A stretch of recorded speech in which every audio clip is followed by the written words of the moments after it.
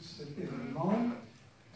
Juste avant, là, il m'a dit, tu sais, Agner, on commence à l'heure, hein, c'est pas comme chez vous, dans les églises civilisées. Donc, j'ai juste oublié de vous dire comment on règle mon micro. Et comme j'ai pas une voix très puissante, et comme je suis nul en technique, là, vous m'entendez avec ça? Non, on ne vous entend pas. Nous, on vous entend, mais... On dit d'autres.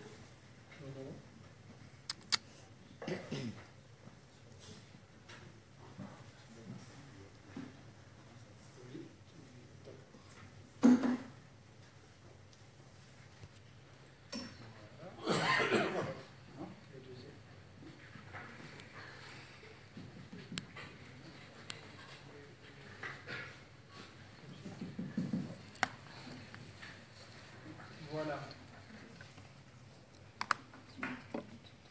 Merci énormément à Jean Ziegler et à Nathan Malou de nous accompagner pour soutenir l'importance de ce livre de Ludo de Witt. C'est vraiment un très très bon livre, très important. Non seulement pour la mémoire historique, mais pour les combats de maintenant. On ne peut pas comprendre le présent et préparer l'avenir si on ne sait pas d'où on vient, si on ne sait pas ce qui a produit les situations d'aujourd'hui. Et c'est pour ça que l'histoire est vraiment fondamentale. Et ce livre de Ludo de Witt, quand j'ai eu l'occasion de le lire en néerlandais, j'ai tout de suite eu le coup de cœur et j'ai tout de suite pensé, il nous faut ça en français, surtout pour le Congo, surtout pour l'Afrique, surtout pour la France, la Suisse. Il nous le faut en français parce que c'est le prolongement d'un livre que beaucoup d'entre vous sans doute connaissent. En l'an 2000, ou juste avant en irlandais, Ludo publie L'assassinat de Lumumba. L'assassinat de Lumumba, c'est une bombe, si j'ose dire, dans le paysage politique belge, parce que jusque-là, la version officielle était bah, les Noirs se sont tués entre eux.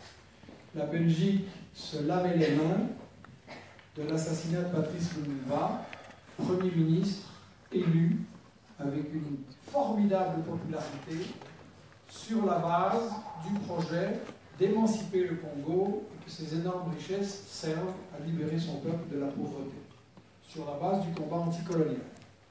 Il va rester un temps très très court avant d'être kidnappé, torturé et assassiné.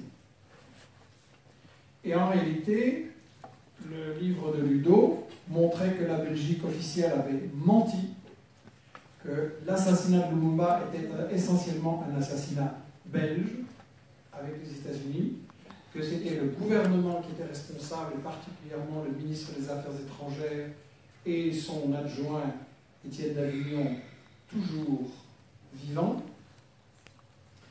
Et le dossier était tellement bien fait, tellement irréfutable, que la Belgique a été obligée de former une commission d'enquête parlementaire et au final de présenter ses excuses officielles à la famille Lumumba et au peuple congolais. Donc vous voyez, pour ceux qui de temps en temps peuvent penser qu'en face ils sont trop forts et qu'on n'arrivera jamais à rien, si il y a des combats qui peuvent commencer tout petits et puis aboutir à des résultats vraiment importants. Il est important que l'histoire soit écrite, il est important que les crimes du colonialisme soient connus des générations en Afrique et aussi en Europe, ici dans le Nord, où on les a commis, où certains, en notre nom, les ont commis. Donc, voilà pourquoi, quand j'ai eu le plaisir de lire ce livre extrêmement bien écrit, très concret, très vivant, plein de faits et de documents,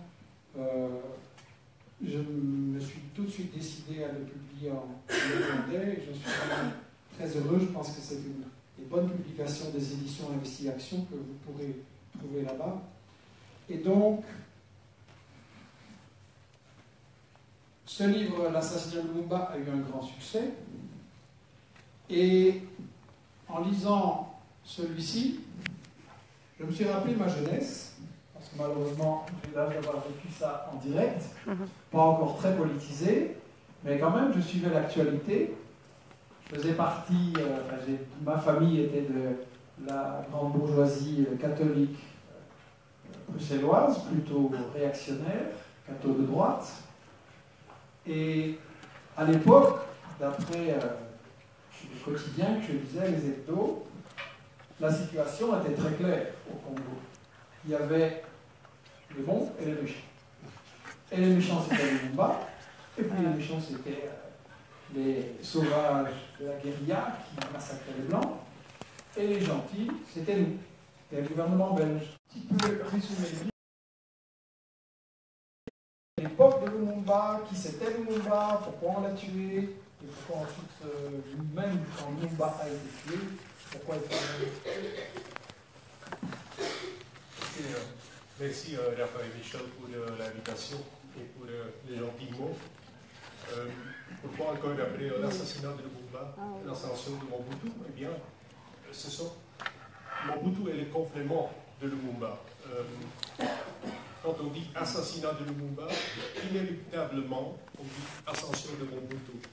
Parce que l'élite belge, colonisateur du Congo, c'était une élite très jeune, inexpérimentée, hésitante, et c'était une élite qui n'avait pas préparé le Congo à cette indépendance.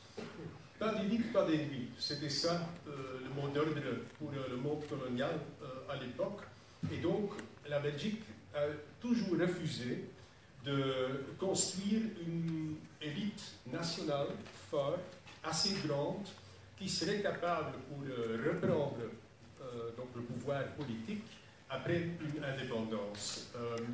Et donc, ce qui s'est passé après cette indépendance, c'est que la destruction de cette mince couche de nationalistes autour de Lumumba, une couche qui s'était forgée à travers la lutte contre le colonisateur, qu'à ce moment-là, il n'y avait pas une alternative civile crédible pour reprendre le pouvoir politique, et derrière ce rideau, la Belgique aurait pu continuer à exploiter les richesses du pays. Et donc, le seul moyen, la seule alternative à cette couche de nationalistes pour reprendre en main ce pays immense, 82 fois la surface de la Belgique, grand comme l'Europe de l'Ouest, avec 9 pays comme voisins, avec des dizaines de peuples. Alors c'était seulement l'armée qui pouvait faire ça. Et donc les bottes des soldats étaient absolument nécessaires pour reprendre en main donc, la direction de ce pays. Et donc ça s'est produit avec l'ascension de Mobutu en 1965. Maintenant, pourquoi ça a pris 5 ans? Pourquoi ça a pris entre le moment de l'indépendance 1960 et la prise de pouvoir de Mobutu? Pourquoi ça a pris 5 ans? Eh bien, dans la littérature, dans la presse, dans des documentaires, on a tendance de présenter les grands mouvements historiques comme leur fruit, le résultat des interventions des grands hommes. Et c'est tout à fait clair que Lumumba était un grand homme. C'était un tribun charismatique qui pouvait mobiliser de larges couches de la population congolaise. Mais ce qu'il faut absolument comprendre, c'est que Lumumba était l'expression, était le porte-parole d'un mouvement de masse, d'une sorte de révolution anticoloniale. Il y avait des centaines de milliers de Congolais qui s'étaient mobilisés pour attaquer frontalement l'édifice colonial. Et ça a donc abouti à, je suppose qu'il y a beaucoup de gens qui savent ça, à ce dispute au moment de la journée de l'indépendance, le 30 juin. Il y avait donc un grand conflit entre le roi Baudouin, le roi belge, et Lumumba, parce que le roi Baudouin a essayé à ce moment-là de récupérer idéologiquement cette victoire des nationalistes. Il a exprimé un discours paternaliste, un discours dans lequel il a présenté cette indépendance comme le cadeau généreux de la Belgique envers le peuple congolais. Eh bien, Lumumba, c'était un discours qui n'était pas prévu par le protocole, mais il a réagi, il a pris la parole et dans des mots assez éloquents, il a donc expliqué la vérité historique, c'est-à-dire que cette indépendance était arrachée par le peuple congolais. Elle a été arrachée dans une lutte qui fut de feu, de larmes et de sang. Et donc, ce qui s'est passé, c'est que quelques jours après l'indépendance, on a eu une rébellion des soldats congolais qui avaient donc organisé une sorte de mutinerie contre le caste d'officiers qui étaient des officiers belges, des officiers, l'armée coloniale, qui était une armée d'un système d'apartheid avec tous les soldats qui étaient des Congolais, des Noirs, tous les officiers étaient des Blancs, des Belges qui étaient éduqués dans une tradition réactionnaire, pro-monarchiste, très conservateur, raciste aussi. Et donc, après l'indépendance, les soldats se sont rébellés et Lumumba, il a pris le côté des soldats congolais. Il a dit, je vous écoute, vous avez raison, il faut finir avec ce système d'apartheid et donc on va africaniser cette armée. Et donc il disait, vous allez faire un tri chez les officiers belges, ceux qui sont acceptables, vous les gardez comme des conseillers, ceux qui sont inacceptables, on va les renvoyer en Belgique. Et donc il a privé la Belgique coloniale d'une carte maîtresse, là, et c'est pour ça qu'il devenait trop dangereux? Oui, absolument, parce que quelques jours avant l'indépendance, le ministre des colonies belges, il disait, grâce à cette armée congolaise, je n'ai pas peur pour cette indépendance, je peux tenir sous un contrôle, en échec ce gouvernement Lumumba. Et donc, une fois que Lumumba avait africanisé cette armée, qu'il y avait eu aussi une réaction chez les fonctionnaires, parce que chez les fonctionnaires, c'était la même chose. C'était vraiment un système d'apartheid qui, selon des voyageurs qui voyaient à l'époque en Afrique du Sud et au Congo, dans les années 50, ils disaient que le système d'apartheid au Congo belge est pire qu'en Afrique du Sud. On parle maintenant de système d'apartheid avant le durcissement des lois après les massacres de Sharpeville en Afrique du Sud. Donc, à ce moment, la Belgique a donc vu qu'elle perdait cette carte maîtresse, la colonne vertébrale de son armée était brisée, et donc elle est intervenue, suivie par une intervention par les Nations Unies. Les Nations Unies sont intervenues sur la demande du gouvernement congolais, justement pour mettre fin à cette agression de la Belgique, mais les Nations Unies ont finalement joué sous le même jeu. C'était contrôlé par les États-Unis à l'époque? Absolument. Et donc, les dirigeants des Nations Unies, les États-Unis et la Belgique, ils ont en fait collaboré ensemble pour renverser le gouvernement Lumumba. Et ma thèse fondamentale est que sans l'aide des Nations Unies, ce serait vraiment beaucoup plus difficile pour l'Occident pour renverser ce gouvernement et installer un régime néocolonial. Mais donc, finalement, on peut revenir sur ce rôle des Nations Unies qui est quand même très important parce qu'il y a encore beaucoup de gens qui ont une illusion dans les interventions neutres, entre guillemets, de ces Nations Unies. On avait donc renversé ce gouvernement et finalement, quand on a vu début de l'année 61, donc 6 mois après l'indépendance, que Lumumba continuait à avoir le support de la population, continuait à avoir le support du Parlement, qui entre-temps était fermé, était chassé. Alors la Belgique a décidé de le renvoyer au Katanga où les militaires belges contrôlaient tout. C'était donc la riche province du cuivre, les minerais, qu'on avait contrôlé, qu'on avait sécessionné de l'État central, justement pour affaiblir le gouvernement Lumumba. Eh bien, on a transféré Lumumba vers le Katanga, et donc là-bas, des officiers belges l'ont finalement exécuté après qu'il a été torturé pendant plus ou moins 4 heures.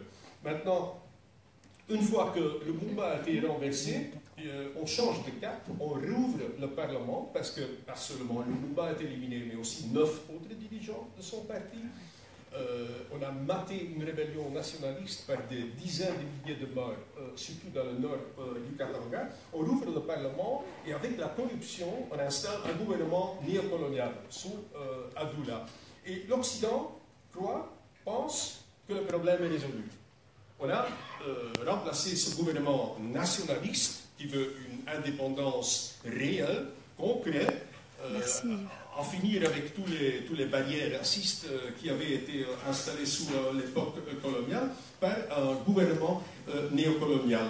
Mais ça a été vraiment une sous-estimation de la force, de l'ampleur de la révolution anticoloniale à l'intérieur de la population congolaise. De larges couches de la population continuaient à aspirer à une indépendance réelle, tangible, une seconde indépendance pour en finir avec toutes ces barrières racistes. Et ils voulaient absolument récupérer les richesses du sol.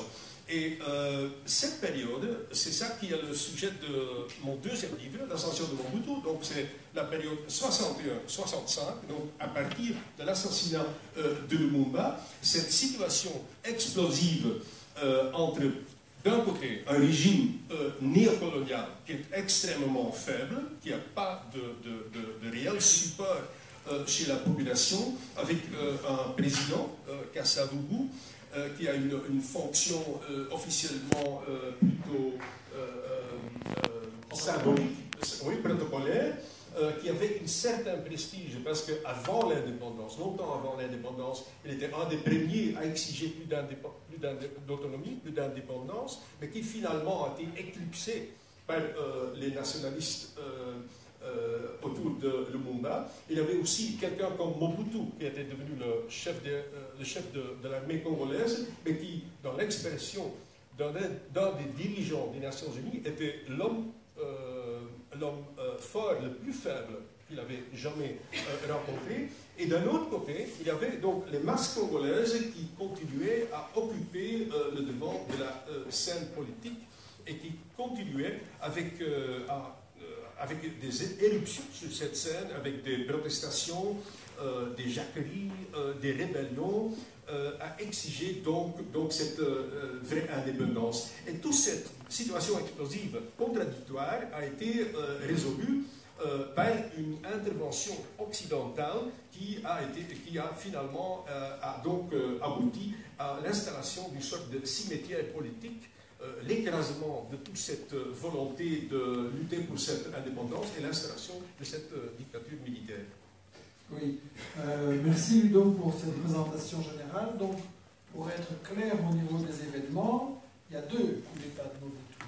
Il y a le coup d'État de Mobutu qui met de côté Lumumba et qui mène à son assassinat, mais après les dirigeants en place restent, mais ils sont faibles, il y a une crise, et après il va y avoir des guérillas dont on va parler, des mouvements populaires de résistance dans certaines parties du Congo, et là on va avoir donc un deuxième coup d'État de l'homme fort faible. Pourquoi il est fort faible? Parce que quel est son rapport avec le colonisateur belge qui l'a formé? En fait, il faut savoir que début 59, personne en Belgique voulait accorder cette indépendance. Début 60, une année après, on a dit on va accorder cette indépendance le plus vite et complètement. Donc en mai 60, on organise des élections, en juin, on a l'indépendance. Et avec ça, le gouvernement voulait devancer la radicalisation de la population congolaise. Et on espérait, on voit ça dans les documents, on a cru qu'en allant très vite, qu'on allait donc avoir 80% des politiciens congolais élus qui seraient très dociles pro-belges.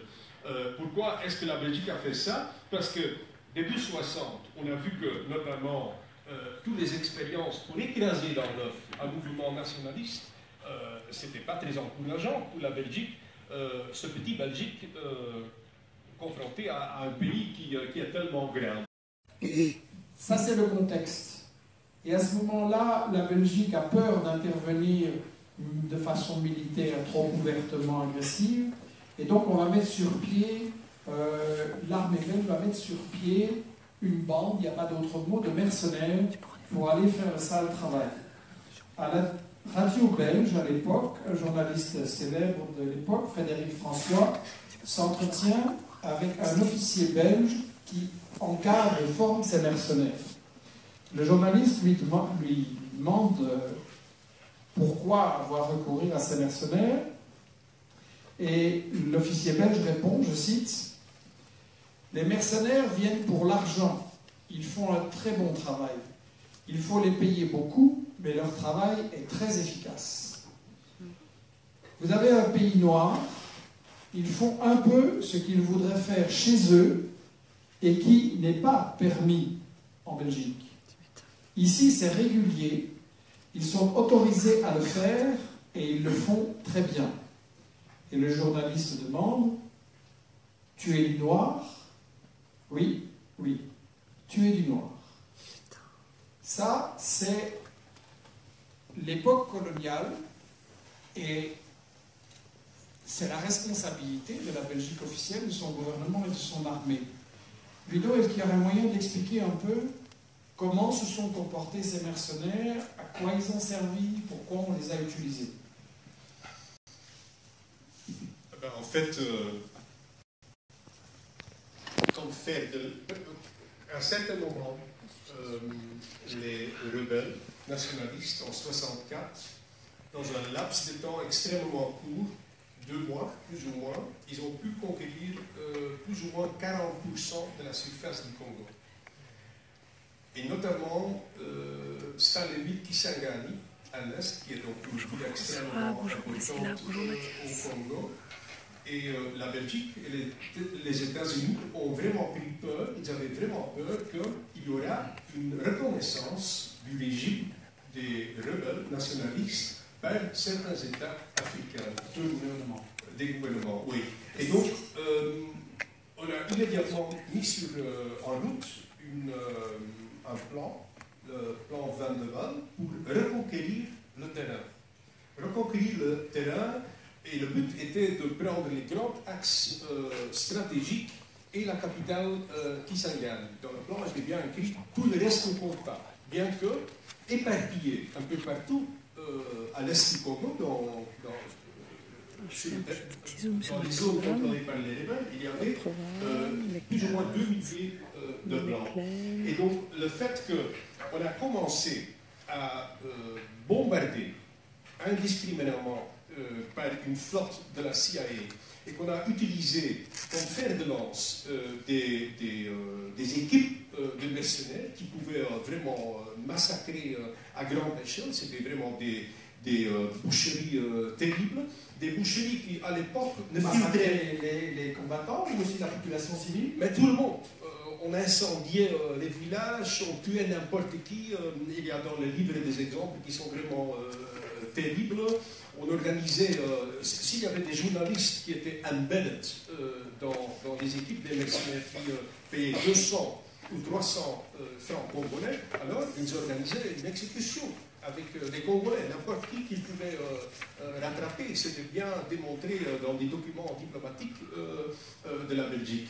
Et donc, après la reconquête, il y a eu notamment des photos qui ont été publiées dans un journal anglais, The Observer, où on voit, effectivement, où il y a donc des mercenaires qui abattent, qui pendent et qui même utilisent comme cible humaine des Congolais qu'ils ont rattrapés. Et alors, ils organisent des paris autour du nombre de balles dont ils ont besoin pour tuer ces gens-là. Donc c'était vraiment affreux, c'était vraiment des sauvageries généralisées, des sauvageries qui étaient bien connues par le gouvernement belge, parce qu'on voit ça dans les documents diplomatiques que j'ai pu trouver. Il y a la Belgique, donc le ministre des Affaires étrangères, qui disait, bon, je constate qu'il y a vraiment une sauvagerie généralisée qui est organisée, il faut quand même faire attention que ça ne s'exfiltre pas dans les médias. Pire même, parce que pendant la reconquête de Kisangani, où on était en train de tuer n'importe qui était dans la rue, la Belgique a décidé de fermer son consulat pour que les Congolais qui étaient en train de chercher un refuge ne pouvaient pas rentrer. Et donc comme ça, ils étaient livrés aux mercenaires et aux barbouzes de Mobutu et de Ndaka. Quand on a décrit à l'époque les raisons de l'intervention belge, il y a eu un célèbre discours de Paul-Henri Spaak que j'ai déjà donné, Premier ministre des Affaires étrangères, et je me souviens de ça à l'époque parce que c'était assez solennel, il n'y avait pas la télé à l'époque, il y avait juste la radio, donc c'est comme ça qu'on s'est informé en urgence.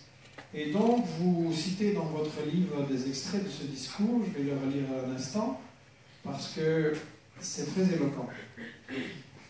Paul-Henri Spaak, donc, à 9h le matin. Ce matin, à l'aube, des paracommandos belges, transportés par des avions américains, ont été parachutés sur Stanleyville. L'opération ainsi déclenchée, je cite, n'est pas une opération militaire. Elle n'a d'autre but que d'essayer de sauver la vie d'un millier d'étrangers, hommes, femmes et enfants, appartenant à plus de 10 nations différentes, qui depuis des semaines, au mépris de toute convention internationale et contre toutes les lois humaines, sont retenus prisonniers de guerre ou comme otages par les autorités rebelles. Il me reste à l'heure présente, avec une émotion que vous comprendrez et partagerez, j'en suis sûr, qu'à souhaiter que réussisse l'opération et que soit évité ce qui pourrait être l'une des plus grandes tragédies de l'histoire de notre temps. Ce discours, c'est un mensonge? C'est la thèse dominante, essentiellement jusqu'à maintenant. Hein. On est intervenu, toutes ces interventions avaient un but humanitaire, sauver des Européens, sauver des Blancs. Et c'est notamment la thèse dominante dans le livre de David Van Reymbroek, que certains vont certainement connaître, donc dans son best-seller Le Congo. Eh bien, c'est faux. C'est juste l'inverse qui s'est produit. Au début, il est tout à fait clair que les rebelles n'ont pas touché. Quand on voit même des reportages dans des journaux comme La Libre Belgique, un journal très colonialiste, pro-colonial en Belgique, eh bien, il y avait donc un reportage avec les titres Les aimables rebelles d'Ouvira.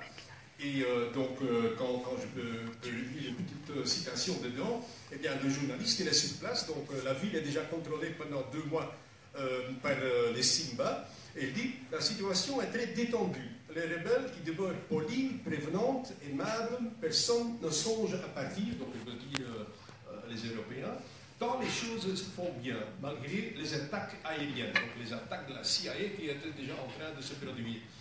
Il n'y a pas de pillage, la discipline reste parfaite, les leaders locaux et étrangers semblent réconciliés.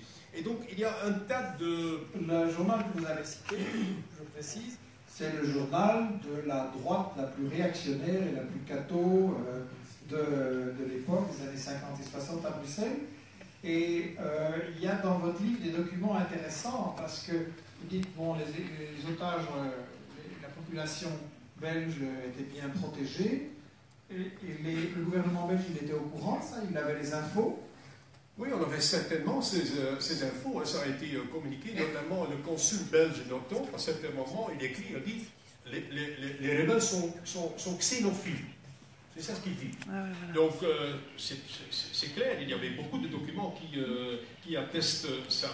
Mais ce qui s'est produit à un certain moment, avec les attaques, par la CIA, par les mercenaires, il faut préciser que la CIA avait elle-même des avions pour bombarder, hein. Ce n'est pas que les espions, oui. Ils avaient des avions qui faisaient les bombardements. Oui, oui, exact.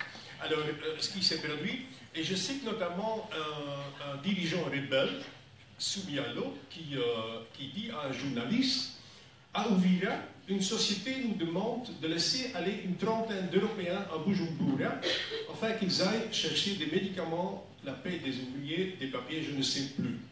Ils sont partis pour ne plus revenir. Or, le lendemain de leur départ, il y avait un bombardement américain par avion à Uvira. Alors, cela nous a obligés à revenir sur nos positions de laisser partir les Blancs. Lorsqu'ils s'en vont, c'est parce qu'on nous bombarde. Et donc, c'est ça ce qui s'est produit. On a donc eu un durcissement de la part des rebelles envers ces Européens. D'abord, ils ont été assignés à résidence. À fur et à mesure que les attaques, les bombardements indiscriminés, les massacres se produisent, et on commence à séquestrer les Blancs, et finalement, à la fin, donc juste avant l'assaut final sur Kisangani, la citadelle de la rébellion, on commence à menacer de mort les Blancs. Donc pendant toute cette période, on a essayé d'utiliser ces Blancs comme une sorte de parapluie blanche. Donc vous êtes en train de me dire que SPAC et le gouvernement belge qui disent on va là pour sauver les Blancs, qu'en fait c'est eux qui les ont mis en danger. Oui, et finalement, donc ça a été naturellement une tactique des rebelles qui était complètement réactionnaire, qui était pas productif et qui était un prétexte idéal justement pour justifier cet assaut sur la citadelle de la rébellion qui était donc Saint-Lévy. Mais si SPAC d'Avignon et le gouvernement belge ne vont pas là, ne font pas cette intervention militaire dans le but de sauver des Blancs, le but c'est quoi? Le premier but était tout à fait clair et c'est donc exprimé dans un téléx par l'ambassadeur belge au Congo qui disait « Notre seul souci, c'est de pouvoir faire des profits. » C'est ça le but.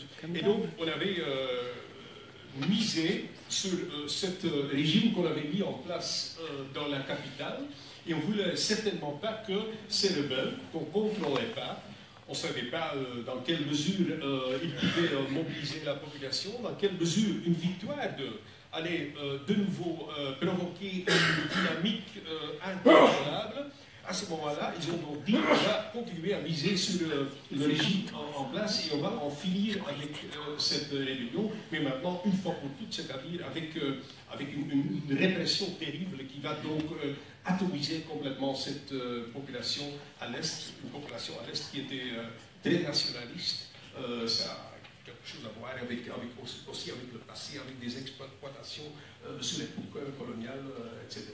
Dans votre livre, vous dites... On pourrait entendre votre voisin de gauche un petit peu. Pardon? On pourrait entendre votre voisin qui parallèle à votre gauche. Mais je vous remercie pour votre intervention. Insistance. Si j'ai fait des Jean Tigler, aussi prestigieuses ici et aussi intéressantes, c'est qu'elles vont également être soumises à la question de la même manière. Les deux m'ont dit, Ludo est l'auteur du livre, c'est lui qui apporte les informations de base, et les deux ont souhaité s'exprimer après. Je vous remercie.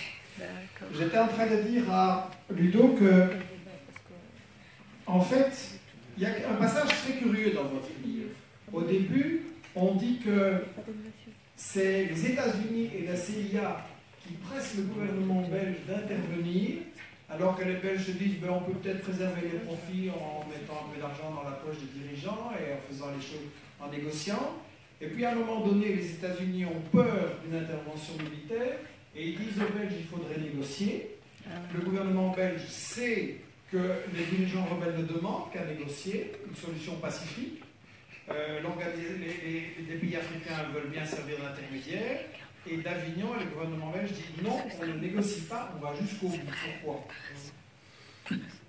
La crise congolaise entre 60 et 65 est essentiellement deux luttes. Il y a une lutte de l'Occident contre les nationalistes congolais, mais aussi à l'intérieur du camp occidental, il y avait des frictions, une lutte d'intérêt entre les États-Unis et la Belgique.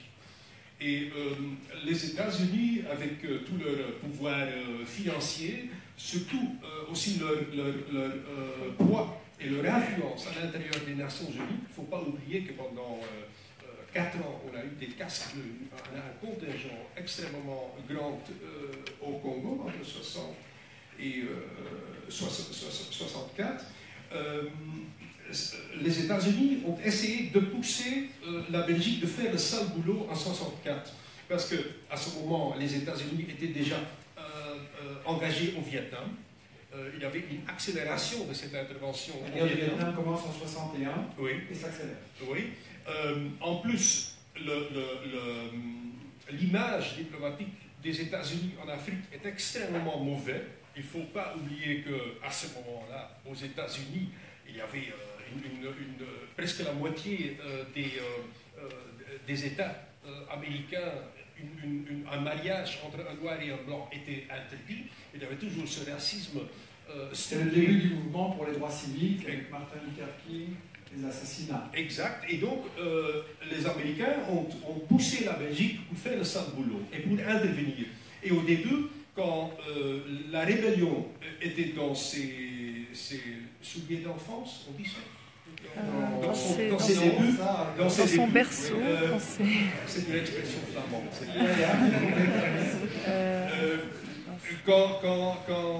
Quand la rébellion était dans ses débuts, à ce moment-là, la Belgique a dit non, on va attendre, on ne va pas intervenir, c'est trop dangereux, on va s'exposer à des réactions internationales, c'est peut-être pas nécessaire.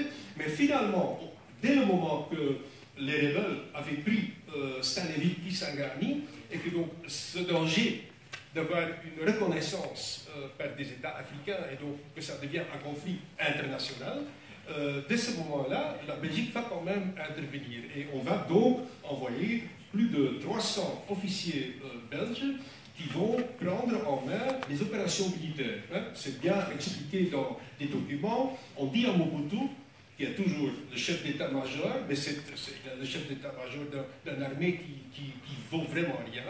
Il a ses barbouzes, il a ses commandos qui ont été formés par Israël, financés par la Belgique, sur lesquels repose son pouvoir, mais l'armée elle-même est extrêmement faible. C'est une armée qui est affaiblie par la corruption. Les contingents pro-nationalistes qui étaient très valables ont été dissous.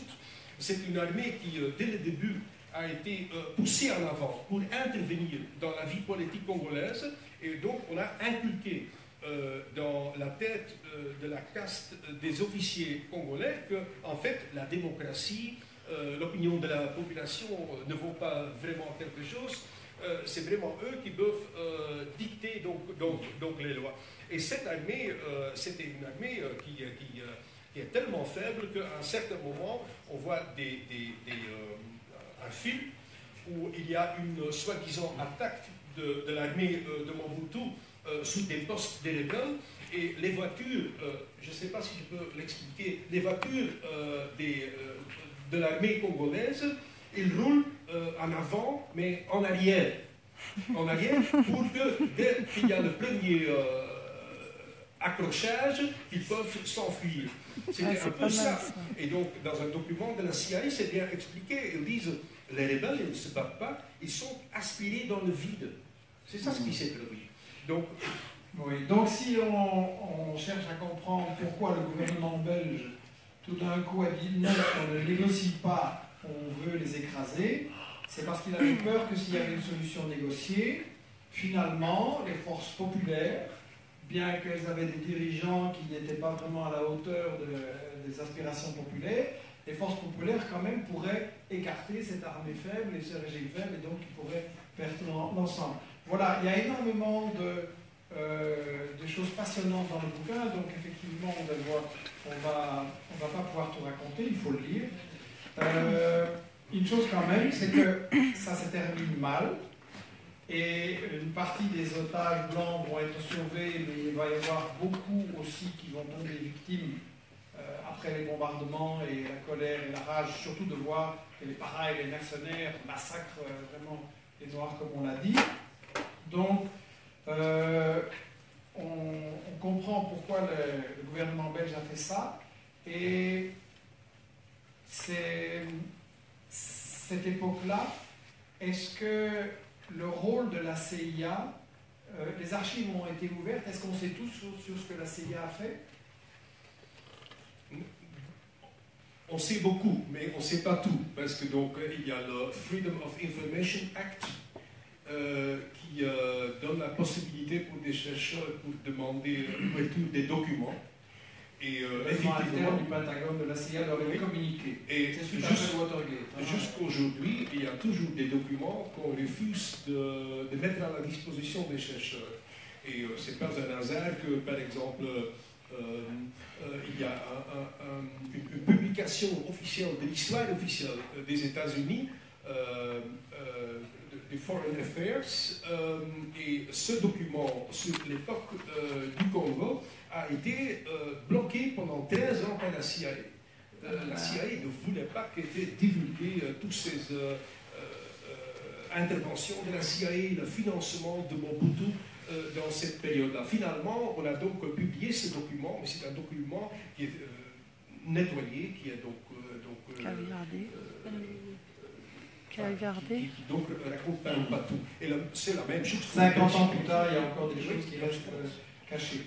L'assassinat de Lumumba, ce n'est pas seulement une affaire de Congo. On a eu à Bruxelles le témoignage d'un militant de gauche camerounais qui a expliqué que dans son pays aussi, on avait massacré des dirigeants comme Lumumba. Et au final, quand on voit l'ensemble des pays africains, il y a bien une cinquantaine de dirigeants de ce type qui ont été massacrés dans les années 40, 50, 60, beaucoup par la France et la Belgique aussi. Donc, est-ce que la mémoire de Lumumba, c'est important pour l'ensemble de l'Afrique et pourquoi? Oui, je crois que c'est important. Et, enfin, en tout cas, c'est l'opinion des Africains eux-mêmes, hein, parce qu'il y a eu une enquête qui a été faite par Jeune Afrique, et je crois que Lumumba était assorti à la deuxième place des dirigeants africains les plus importants du XXe siècle, après Mandela. Donc, je crois que son exemple est important parce que la condition socio-économique dans laquelle est le Congo aujourd'hui et dans laquelle elle était en 60, 61 est plus ou moins comparable. Je crois que son idée d'avoir un développement national réel est très important.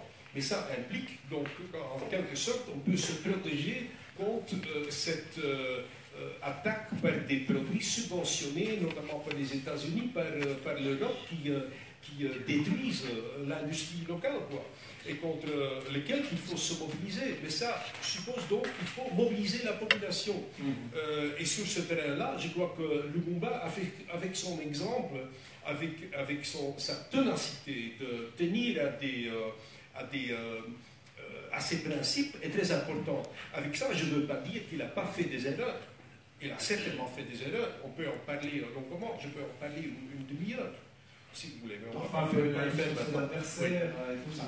Mais on ne va pas prolonger, effectivement. On va garder du temps pour nos deux autres intervenants. Une dernière petite question.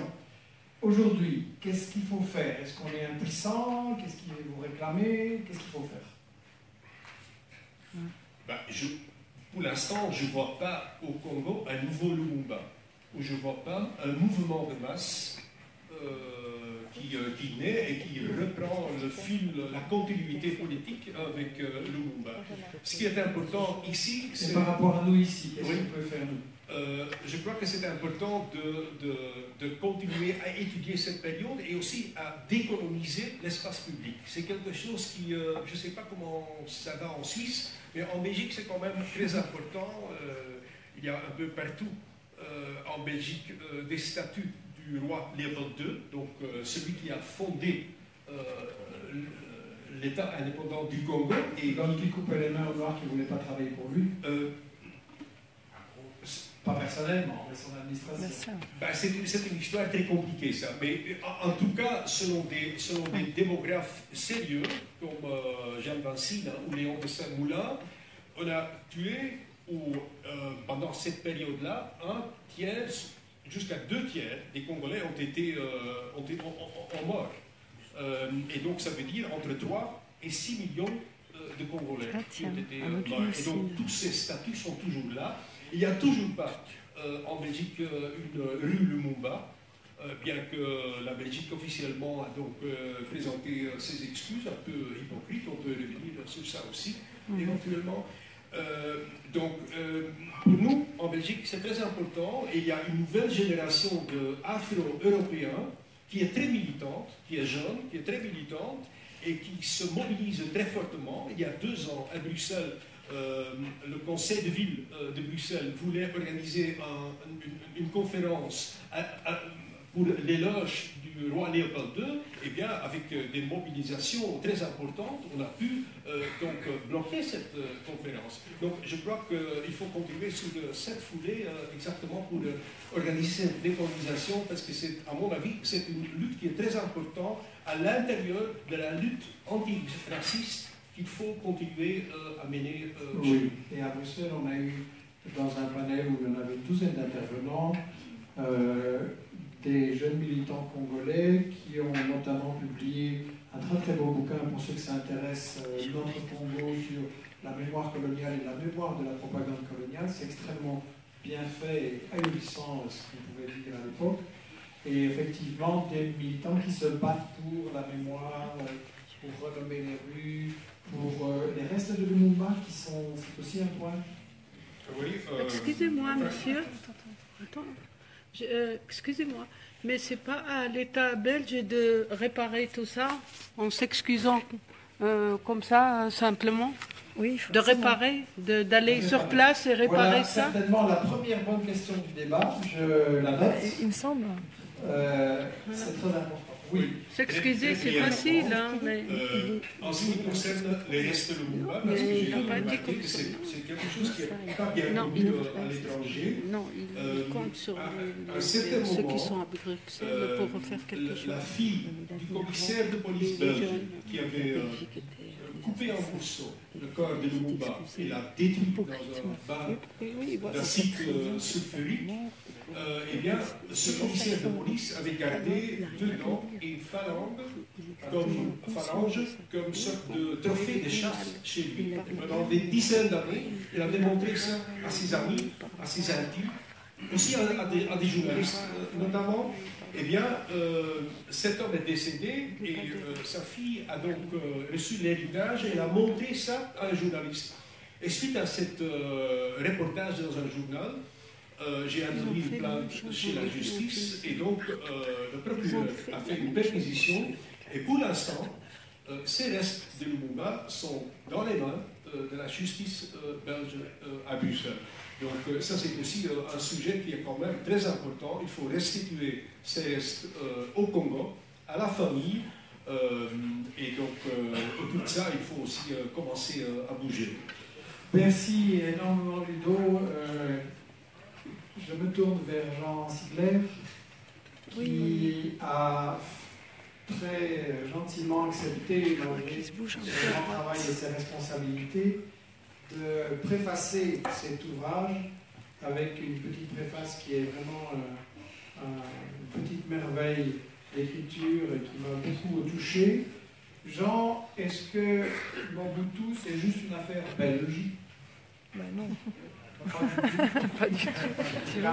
D'abord, je voulais remercier Raphaël, l'Université africaine et le CETIM d'avoir organisé cette belle soirée. Merci beaucoup et de m'avoir invité, peut-être pas l'inadvertance, mais enfin quand même, merci. Et puis, dire tout l'honneur que c'est pour nous, pour notre université, pour la République de Genève, d'avoir parmi nous Michel Collomb et Ludo Demy. Ce sont deux personnalités qui, dans la lutte anti-impérialiste, jouent un rôle essentiel en Europe. Et personnellement, je suis évidemment très heureux qu'ils aient donné la peine, qu'ils nous font l'honneur de venir nous parler et présenter ce livre extraordinaire.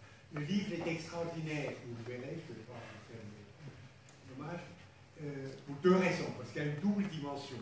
Celle d'abord, le fonctionnement de ce système effroyable et comment il est utilisable pour la sauvegarde de la maximalisation du profit des postes miniers. Et deuxièmement, ce dont on n'a pas parlé mais qui est très présent dans le livre, c'est la résistance de ce formidable peuple congolais. Un peuple congolais, une multitude de peuples congolais, mais c'est une nation congolaise que Lumumba a forgé à travers le MNC, le Mouvement National Congolais, dans les années 60. Lumumba est mort, a été assassiné le 17 janvier 61, donc même pas moins d'une année après l'indépendance. Or, la nation qu'il a créée, enfin que le MNC, que les avant-gardes congolaises, hommes et femmes, ont créé, cette nation est debout jusqu'à aujourd'hui. Vous imaginez si les mêmes choses étaient arrivées à la Suisse, au peuple suisse, on est à 58 ans depuis l'indépendance, dans les derniers 58 ans, il n'y aurait plus de Suisse. C'est évident. C'est extraordinaire si vous regardez la tragédie congolaise, les agressions subies par ce peuple, la puissance de l'adversaire. Si vous voyez ces tragédies, et ce peuple, cette nation est debout. Debout dans une crise effroyable, parce que les truands, capitales, etc., sont toujours là, mais cette nation est debout. Produit une culture, produit une poésie, produit des universitaires qui fonctionnent, des universités magnifiques, des avant-gardes intellectuels, des mouvements paysans, des mouvements religieux. L'Église, je ne sais pas, d'affection pour les églises. Je veux dire que l'église congolaise, maintenant, aujourd'hui, vous faites partie de la est à l'avant-garde. Épurée des jésuites, etc. Extraordinaire. Donc, ce livre est important. Je crois que tu as eu l'occasion de rencontrer, je ne sais pas depuis quand, mais Mobutu. Ah, les Suisses, pardon. Les Suisses. La complicité de la Suisse durant les 58 ans depuis l'indépendance est évidente. La complicité est intense. À deux niveaux, tu parles au niveau des banques, je parlerai tout à l'heure. Capital Afrique, le capital du sang qui a afflué pour être lié à la Bahnhofstrasse, etc., qui est toujours là. Et deuxièmement, à travers les trusts miniers, puisque parmi les 4 trusts miniers qui exploitent le Congo, qui le pillent, le Congo, Glencore est la plus forte. Glencore, le plus fort, et McCandless. Donc ça, c'est deux niveaux. Il y a une complicité helvétique évidente. Vous savez, l'annuaire de la Banque mondiale 2017, Oxford University Press, nous apprend, ce qui est pas nouveau, que la Suisse, revenue par tête d'habitant, est le 3e pays le plus riche des Émirats et le Koweït du monde. Revenu par tête d'habitant, la Suisse est le 3e pays le plus riche. Donc il n'y a aucune matière première, un peu d'eau qui tombe des montagnes et qui tombe de l'électricité, et rien d'autre. La matière première qui est enrichie par le peuple suisse, mais l'oligarchie bancaire qui colonise ce peuple, eh bien, c'est l'argent d'autrui.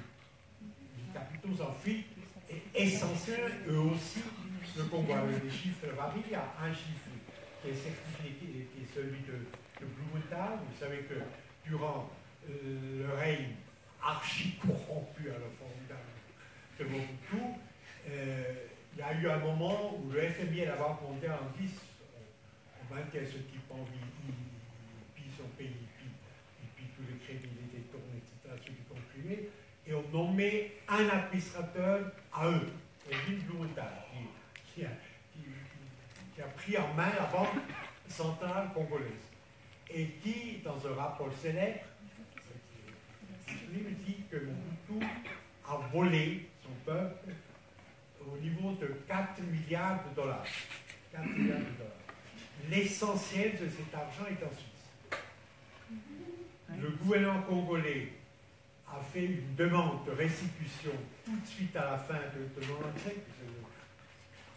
de l'Alliance démocratique, surtout les Rwandais, évidemment, sont entrés dans Kinshasa. Laurent Kabila, le nouveau gouvernement, a formulé donc une requête de restitution, puis n'en parle plus. Et l'essentiel de cet argent, du sang, évidemment, est dans ce qu'on appelle les réserves silencieuses des banques helvétiques. La deuxième dimension de la complicité helvétique, c'est Glencore. Moi, j'étais récemment à Goma, la capitale donc, du Nord Kivu, des Nations Unies, et c'est extraordinaire. On était de l'autre côté de la petite au sud, au nord et au Maniema. Les trusts miniers étrangers, je prends le cobalt,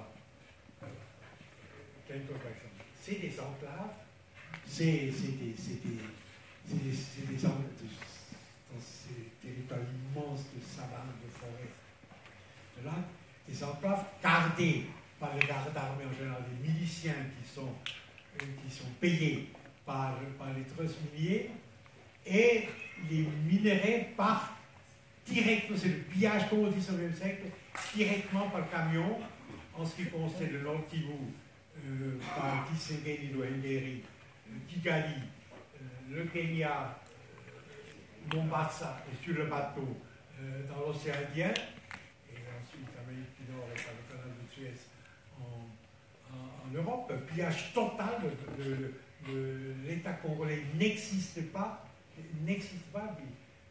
pillage total, ou alors, du côté du Katanga, par la vallée du Benguela, l'Angola, et par les ports, un pillage total. Et il y a des choses que je n'oublierai jamais, c'est les petits gosses dans les mines de cobalt. Le cobalt, c'est ça. C'est les téléphones portables, etc. J'en ai pas de téléphone portable. À cause de ça, à cause de ces gars, je crois qu'ils me fassent. Mais c'est un minerai extraordinairement important. Les puits sont très étroits pour le cobalt, et c'est essentiellement des gosses de 10, 12, 15 ans qui peuvent y aller. Or, comme la misère, la faim, la sous-alimentation dans les régions que je viens de nommer, tout ce qui est à l'est qui s'engage, est affreux. Il y a les gosses qui savent qui les attendent, qui sont angoissés, qui meurent par centaines et par centaines dans ces puits qui s'effondrent. Bien, ils vont, les recruteurs vont dans le village, les parents poussent les gosses effrayés, ils vont parce que c'est la seule chance pour que leur famille puisse survivre. Et tout ça, c'est présidé, organisé par les trusts miniers, Glencore, Tsouk, la holding est à Tsouk, c'est un paradis fiscal totalement pourri. Au centre du pays, et c'est pas les Suisses, c'est nous les Suisses. L'oligarchie électrique, bancaire et minière est totalement, absolument complice de ces tragédies effroyables, les gosses qui meurent dans les mines, le pillage du pays, la destruction de l'État, et cette misère. Il y a plus de 2 millions de gens qui sont morts uniquement de faim depuis 2005 à 2015. Et donc, quand tu as vu du programme alimentaire mondial. Et donc, quand tu as vu Mobutu venir en Suisse, l'oligarchie suisse l'accueillait bien. Oui, bien sûr. Bien sûr. Non,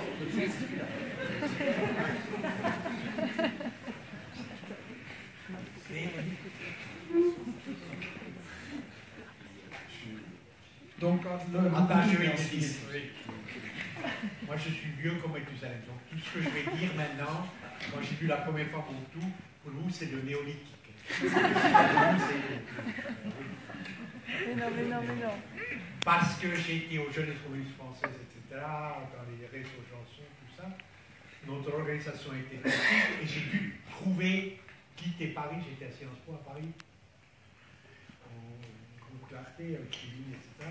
J'ai dû quitter et gagner ma vie. Et c'était au moment, au début des années 60, où les Nations Unies avaient pris en main, Ludo Le Monde, très bien, le Congo. Les premiers casques bleus ont été créés, une administration civile a été créée. Hammarskjöld était le moteur pour cette opération extraordinaire, formidable, a été assassiné lui aussi. Hammarskjöld a été assassiné par les mêmes tueurs qui ont tué Mobutu en septembre 61. L'avion en flamme. Le Lumumba, hélas, personne n'a tué Mobutu.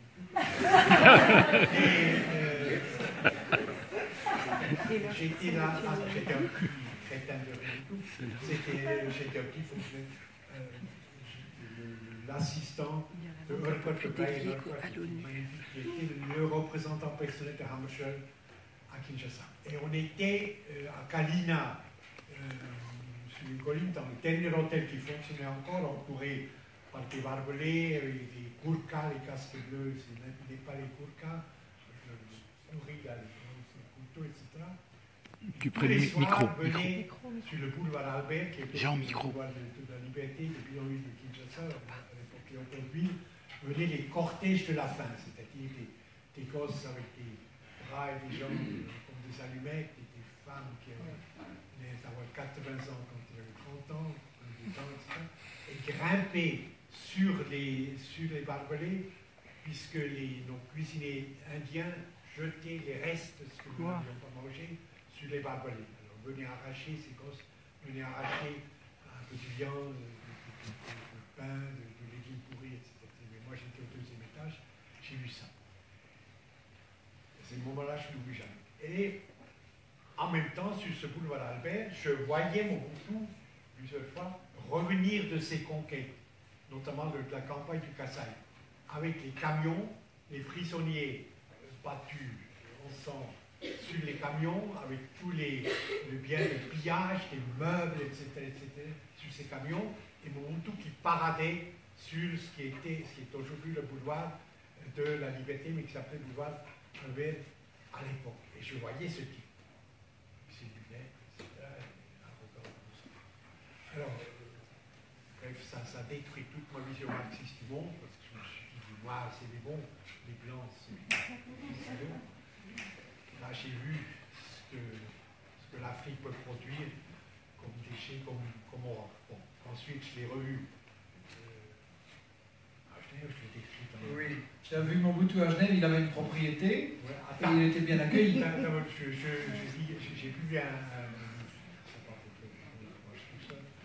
chemin d'espérance où je parle. Est-ce que je peux te demander de bien tenir ton micro, parce que tout le monde ne veut pas perdre une parole de ce que tu dis. Je parle de ce qui se passe au Congo à Goma, aujourd'hui. Quel est le pillage par Gaïndon. C'est extraordinaire, personne n'en a parlé. Obama a fait une loi qui s'appelle Conflict Minerals et qui imitait l'accord la loi sur le système de Kimberley, les block diamonds, que la communauté internationale a mis en place pour éviter que les diamants qui alimentaient la guerre en Sierra Leone et au Libéria soient négociables. Alors, les conflict minerals, c'est les minéraux du Congo qui, s'il était exploité illégalement et pillé illégalement et fait par des enfants, etc., ne pouvaient plus atteindre le marché américain, puisque au Congrès américain, à peu près 26% sont des Afro-Américains, qui sont bien organisés. Les Afro-Américains du Congrès américain, donc Chambre des représentants et le Sénat, ont imposé cette loi à Obama, qui a théoriquement banni du marché américain les conflits minéraux. Enfin, bref, que Trump a tout de suite, en janvier, 15 jours après sa prise de pouvoir, annulé. Évidemment, les trust miniers ont hurlé, etc. Et donc, les conflits minéraux sont librement négociables aujourd'hui, quel que soit leur mise au monde. Autant de villages qui ont été massacrés, ravagés par les milices des sociétés minières, le travail des enfants, etc. Bon, maintenant, terminé. Mobutu, à Genève. Oui, à Mobutu, à Genève. Je ne te lâcherai pas. C'est un éditeur tenace. Alors, Mobutu. Ensuite, je suis revenu du Congo, j'ai refusé de continuer à New York et suivre Micro. des raisons d'amour. J'étais revenu là. Et je suis devenu professeur à l'université, assistant, etc. Quelqu'un a eu le bonheur de faire la sociologie, non? Toi, oui. Non. Dans cette salle, oui. Les maths, les Bon. maths.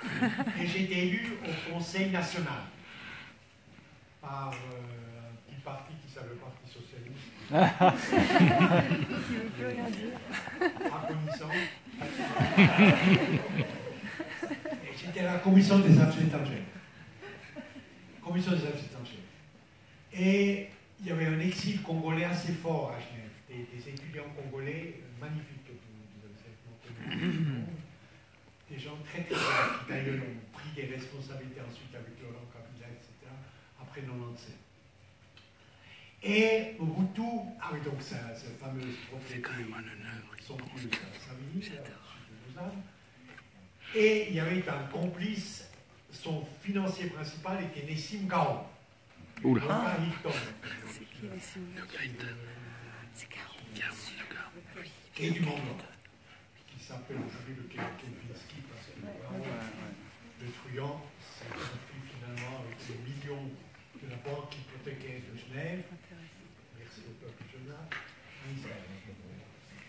Et Mobutu, avant d'aller à Savigny, il revenait chaque année, il s'installait au Noga Hilton chez Gaon. chez Nessim Gaon.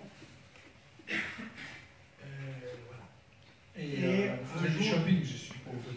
Les Rolex, etc. Il y avait toujours une masse de gens qui venaient.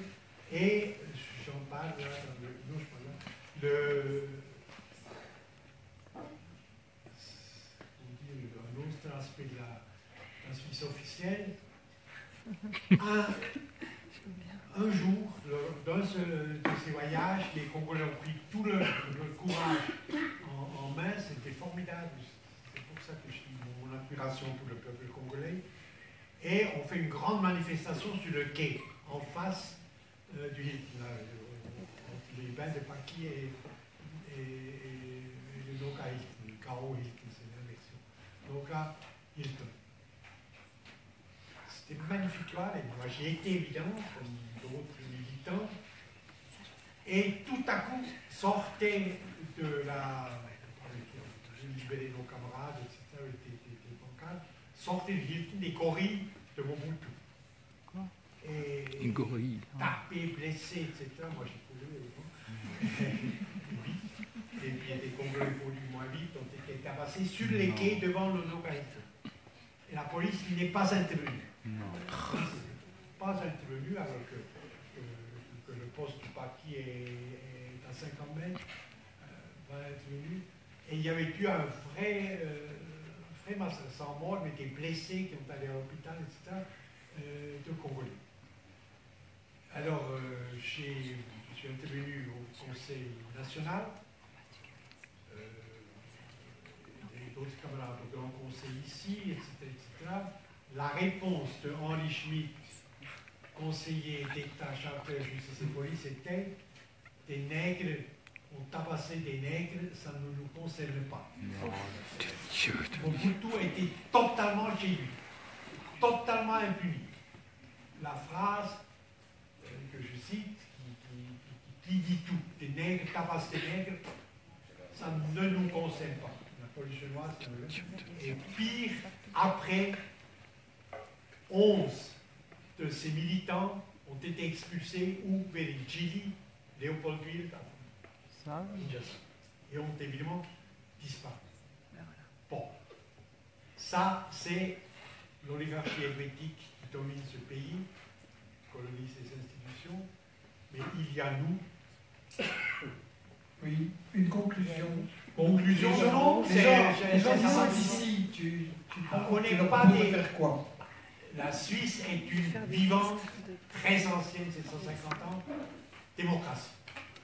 Elle est archi-corrompue, il y a mille choses à dire, d'accord, mais les droits constitutionnels, les libertés constitutionnelles, les droits constitutionnels fonctionnent. Nous avons toutes les libertés possibles pour nous mobiliser. Toutes.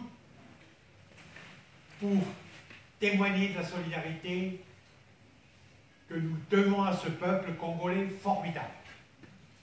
Il s'agit de se mobiliser pour rapatrier les fonds illégaux qui sont là et qui, hélas, ne sont pas réclamés maintenant. Il n'y a pas eu de nouvelles requêtes du gouvernement Kabila, il n'y en a pas eu.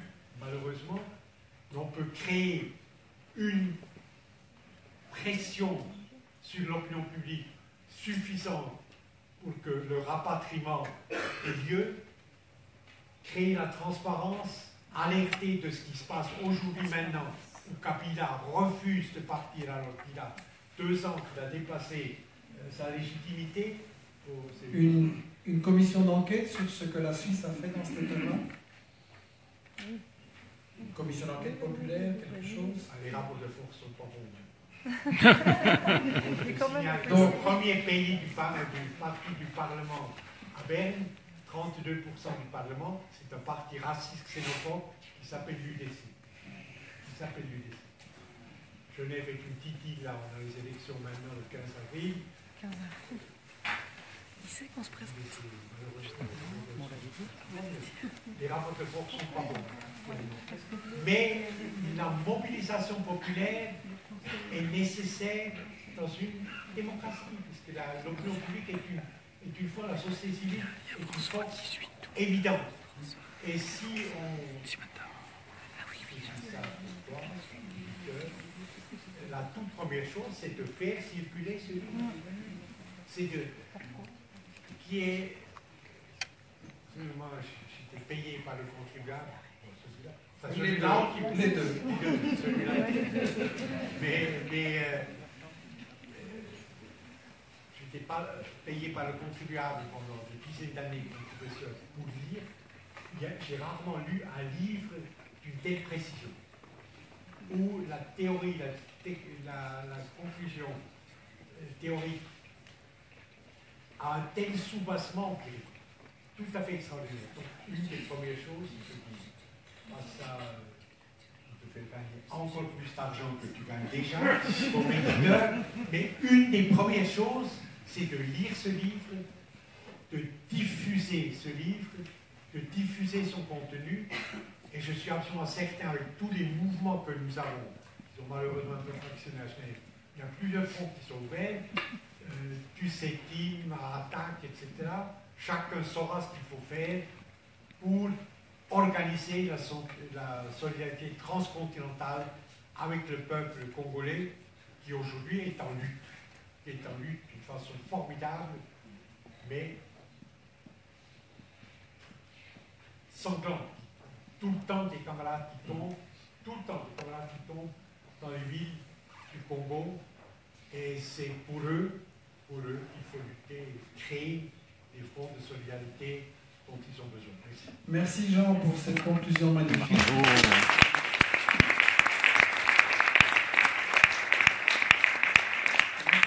pour cette conclusion très très profonde, très touchante. Merci pour cette transition sur effectivement ici Action, un éditeur très riche si on veut, un mois sur 2 on est en faillite, donc c'est une survie miraculeuse.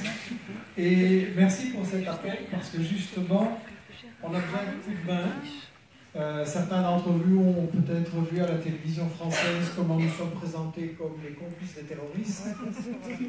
On est la victime du lobby qui n'existe pas et qui n'arrête pas de nous diaboliser, de nous faire des annulations. Là, à Bruxelles, j'ai un débat, j'organise un débat sur la Palestine et sur BDS. Ça fait la 2e salle qu'on avait et qui est annulée. Ah bah voilà, comme par hasard. On a vraiment une diabolisation, un chantage, une censure des médias hallucinant. Mais est-ce que ça doit nous surprendre? En fait, la bataille de l'info, c'est fondamental. Ludo l'a dit, Jean l'a dit. Si les gens ne sont pas informés, ils ne peuvent pas savoir, ils ne peuvent pas se mobiliser. Donc, la première mobilisation, c'est ça. Se former, partager, discuter et aussi revendiquer, concrétiser, faire des propositions que les gens peuvent suivre et qui vont faire avancer les choses. Vous pouvez venir nous trouver avec un petit papier, devenez investigateur, on a besoin de votre soutien financier et humain, c'est-à-dire qu'on est un tout petit nombre de permanents, on a un boulot jusqu'au plafond, on n'en sort pas, c'est très frustrant, on a des livres qu'on n'arrive pas à sortir, on a des projets qu'on n'arrive pas à réaliser, et donc on doit absolument combiner un petit nombre de permanents et beaucoup de bénévoles. Il y en a déjà, mais nous en ferons encore plus pour traduire, pour corriger, pour relire, pour aider à faire des vidéos, pour l'informatique qui pose beaucoup de problèmes, pour ces combats sur les réseaux sociaux où on a diabolise, pour... vous n'imaginez pas le genre de boulot qu'il y a, tous les talents sont bienvenus. Et donc c'est seulement dans ces conditions-là qu'on va arriver à pouvoir, nous, transmettre à la jeune génération, dont Rafa et beaucoup de gens jeunes que je vois ici avec plaisir, qu'on va pouvoir transmettre un instrument qui va permettre de développer des combats nord-sud, des combats de solidarité. Je vais demander, avant de me tourner vers le troisième intervenant, à quelqu'un de venir chercher ses cartons, parce qu'Investigation a une newsletter qui est gratuite, qui vous permet de recevoir nos articles, nos vidéos, les annonces des débats comme ceci, on peut encore en faire d'autres. Et si vous vous inscrivez en mettant votre mail en majuscule, vous pourrez être tenu au courant et aussi nous apporter les choses que vous pouvez nous apporter, parce que la bataille de l'info, on en est tous les soldats. Vous avez tous la possibilité de produire de l'information, de diffuser de l'information, de combattre la désinformation. On a absolument besoin de vous, sinon on ne gagnera jamais. Je me tourne vers le troisième intervenant, Anatole Malou. Tu peux me tenir ça? Vous étiez un des responsables du mouvement étudiant dans la période dont on vient de parler, une période tragique, parce que le mouvement étudiant s'est retrouvé face à Mobutu. Et Anatole Malou, vous êtes le président de l'université populaire africaine ici à Genève, qui forme les nombreux, j'en ai parlé, les nombreux migrants africains qui passent ici.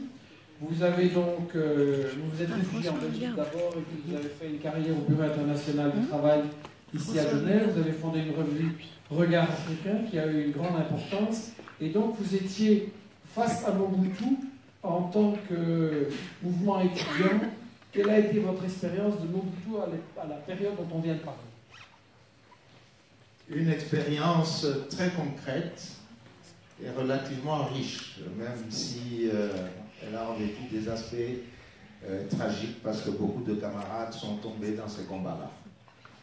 Je voudrais tout d'abord dire que, en tant que témoin de cette période-là, j'ai parcouru ce livre avec un très très grand intérêt en une nuit. Il faudra le relire pour retenir un certain nombre d'aspects qui sont essentiels. Le livre est très bien documenté et il a puisé aux meilleures sources possibles. Donc, et le Mobutu que si je dis je l'ai fréquenté, non. Le Mobutu auquel j'ai fait face en tant qu'élément du peuple congolais, en tant qu'étudiant militant actif, eh bien, là, il apparaît assez clairement. Mais ce que je dirais justement par rapport à ce livre, que je vous encourage à lire, c'est qu'il décrit très bien la situation d'un pays comme le Congo, qui est un pays important en raison de ses richesses naturelles, de ses dimensions. Mais voilà toute son histoire, la partie tragique de son histoire.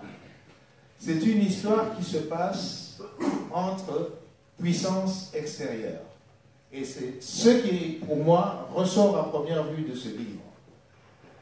D'abord, il y a la Belgique qui colonise le Congo pendant tout le temps qui a été évoqué. Ensuite, lorsque le vent de l'indépendance des pays africains apparaît, l'impérialisme américain, comme dirait Ziegler, et que je dis aussi, l'impérialisme américain ne veut pas perdre des positions. On commence à surveiller la Belgique de très près. Et même la France qui est à côté, à un moment donné, je crois qu'elle a laissé entendre que si la Belgique n'était pas capable de gérer la crise congolaise, elle était prête à se substituer. Et là, nous sommes dans en 59-60. Et apparaît... alors les Américains disent non. C'est là que vous voyez tout ce qui est rapporté par rapport aux représentants de la CIA au Congo. C'est déjà la rivalité des grandes puissances pour s'approprier les C'est la matières. rivalité des grandes puissances, et la Belgique était une grande puissance parce qu'elle avait le Congo. Et le Congo avait toutes les ressources nécessaires. Mais elle était devenue incapable de, de gérer ce pays-là. Et tout cela ressort très très bien de ce livre.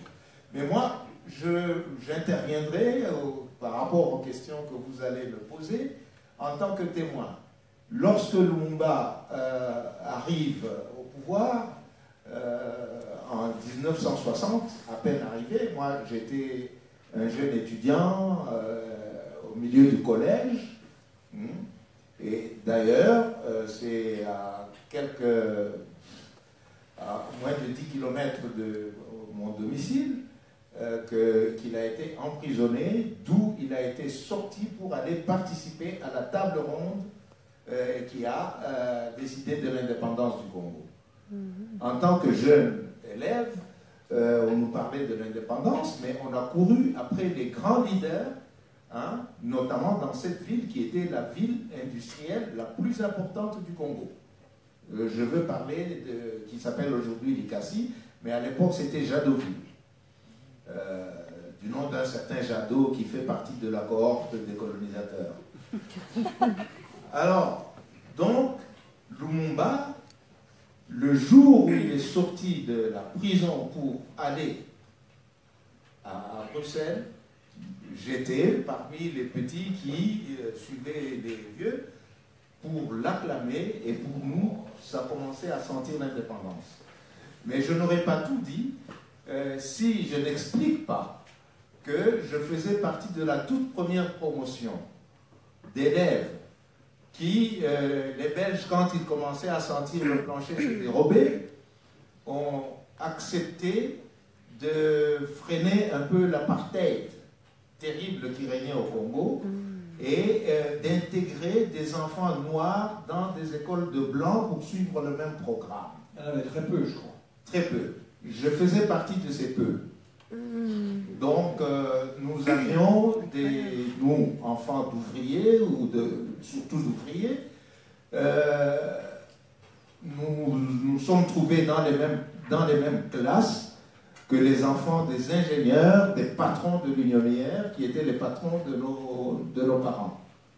Mais bon, en classe, c'est pas tellement cette relation-là qui comptait. Donc, nous avions un défi à relever. Nous avons essayé de le relever. Et avec la conscience politique qui vient. Et donc, c'est dans ce contexte-là qu'on a pu voir Lumumba aller à la table ronde et puis revenir pour proclamer l'indépendance. Quelques années plus tard, je me retrouve dans un rôle un peu plus actif. Et vous êtes à ce moment-là un des responsables du mouvement étudiant qui commence à bouger, qui est pour l'indépendance, et vous vous retrouvez chez le président Kasavubu. Je ne veux pas dire que vous avez fréquenté Kasavubu. Oui, mais pour cela, il faut que j'explique que, et d'ailleurs, c'est ce qui je voudrais faire ressortir de mon intervention, avant de revenir à la réponse à cette question, c'est que quand on examine l'implication des différents régimes qui se sont succédés au Congo depuis 1960, il y a une certaine continuité, qui est laquelle? En 1960, lorsque Mobutu fait son premier coup d'État pour renverser Lumumba et l'envoyer à la mort, eh bien, la mère, l'ancienne mère patrie, disait il n'y a pas d'intellectuels congolais. Donc, on ne peut pas gérer ce pays-là sans intellectuels, sans universitaires. Pardon, je rectifie de moi-même. Sans universitaires. Alors, qu'est-ce qu'on a fait? Les premiers universitaires congolais qui étaient dans les universités belges à Louvain, à Bruxelles, etc. Eh bien, on est allé les chercher. Certains n'avaient même pas terminé leurs études universitaires. On a dit il faut être universitaire pour pouvoir diriger le Congo. On est allé chercher ces gens-là, les premiers universitaires congolais. On les a amenés à Kinshasa. Mobutu, qui était un un militaire, eh bien, il a eu une conscience très active. La génération à laquelle j'appartenais, quand elle est arrivée à l'université, nous avons surtout voulu contester cette première génération et qui avait fait envoyer Lumumba à la mort. Et c'est comme ça qu'est né, comment dire, à partir de 1963, le grand mouvement d'étudiants congolais, dont je faisais partie de la direction à l'époque étant à l'université, et nous avons tout fait pour avoir une entente avec les syndicats de travailleurs. Donc ce mouvement social a joué un rôle très très important. Alors vous ne serez pas étonnés qu'après que Mobutu ait utilisé les premiers universitaires pour envoyer Lumumba à la mort, il est venu essayer de puiser dans nos rangs pour avoir des universitaires pour composer son gouvernement, etc. Je peux vous rassurer tout de suite, je suis de ceux qui n'ont pas mangé le morceau, comme on dirait chez nous. Mais beaucoup de nos amis ont rejoint. Mais je reviens à ta question, pour dire à quel point nous en étions en ce moment-là. Nous sommes en 1964. Les Belges et les Américains ne se mettent pas tout à fait d'accord sur la gestion du Congo. À un moment donné, c'est Tshombe qui vient au pouvoir en ce moment-là. Il représente pour les jeunes qui était donc le leader de la sécession du Katanga organisée par la Belgique, mais qui avait été mis de côté. Oui. Or, tout à fait de manière publique, le peuple savait très bien que s'il n'acceptait pas les conditions des puissances étrangères, eh bien, le Congo allait être affamé, etc. Mais le mouvement étudiant, les syndicats de travailleurs, en tout cas nous les jeunes, nous avons réussi à convaincre nos papas syndicalistes pour que nous puissions in extremis aller rencontrer le président Kasavubu pour lui demander de ne pas nous reçu, et il nous a tenu ce langage. Mes enfants, je vous comprends. Vous savez, même si votre papa se promène en culotte, il est au champ, c'est quand même lui qui fait de vous l'intellectuel que vous prétendez être. Alors, je vous ai compris, mais si je suivais ce que vous me recommandez, demain, le peuple congolais sera affamé. Est-ce que vous avez remarqué que les bateaux d'approvisionnement, il n'y a plus rien à Kinshasa, il n'y a plus de farine, il n'y a plus rien. Tous les bateaux sont bloqués en Belgique, à Anvers, en attendant que je prenne une décision. Donc, si je prends de ma peau, et en tout cas pas de celle du Congo, mais je vous ai compris. Nous sortons de chez le président, très triste. Et dans l'antichambre, celui qui attendait, c'était le Premier ministre Adoula, qui était le Premier ministre. Donc, il attendait son tour pour être reçu. En sortant de l'enceinte de la présidence, nous voyons le cortège de Tshombe arriver, toute sirène dehors. Le temps d'arriver à la maison, nous apprenons par la radio que Tshombe venait d'être nommé Premier ministre. C'est vous dire que à l'époque, j'ai eu l'occasion de participer à toutes ces choses, non d'assister comme témoin privilégié à toutes ces choses. Et Mobutu, Tshombe a débouché encore un des nôtres, plusieurs des nôtres. Mobutu en a débauché encore plus. Il nous avait demandé à l'époque d'organiser la jeunesse du mouvement populaire de la Révolution.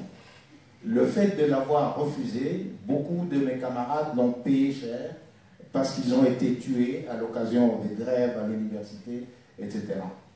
Et ainsi de suite. Alors, je parlais de continuité. Premier groupe d'universitaires, soi-disant pour mieux diriger le Congo, mieux que les parents qui juste là étaient formés, peut-être à d'autres niveaux. Ensuite, Mobutu vient, il débauche, Tshombe vient, il débauche parmi les universitaires, toujours sous prétexte que les universitaires ont la connaissance, ils peuvent diriger.